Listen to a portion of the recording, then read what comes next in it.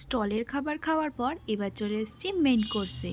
আর কার্ডটা কিন্তু দারুণ ছিল, এটা কিন্তু মেনু কার্ডই, পজ করার দরকার নেই। মেনুতে ছিল ফিশ ফ্রাই আর তার সাথে ছিল স্যালাড আর সস।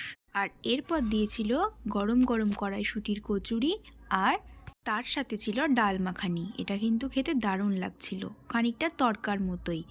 আর এর পাতে পড়ে গিয়েছে মিক্সড ফ্রাইড রাইস আর তার সাথে দিয়েছিল বাটার চিকেন। এটা খেতে কিন্তু দারুণ লাগে। আর ড্রিমস ক্যাটারারের প্রত্যেকটা রান্নাই হয় খুব দারুণ, তোমরা যারা যারা ট্রাই করেছো নিশ্চয়ই জানো। আর এরপর দিয়েছিল সাদা ভাত আর পাবদা মাছের কালি। এই আইটেমটা আমি এখানে ফার্স্ট ট্রাই করলাম, বেশ ভালোই ছিল। আর তারপর দিয়েছিল সাদা ভাত আর মাটন কষা।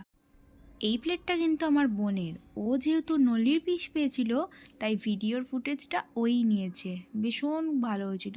তাই তোমরা যারা বহরমপুর মুর্শিদাবাদে থাকো ড্রিমস ক্যাটারারকে কিন্তু অবশ্যই কন্ট্যাক্ট করতে পারো, তাই নাম্বারটা আমি নিচে মেনশন করে দিলাম।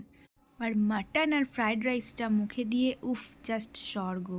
আর এরপর দিয়েছিল আমের চাটনি আর তারপর দিয়েছিল রসগোল্লা, যেটা আমরা নিই।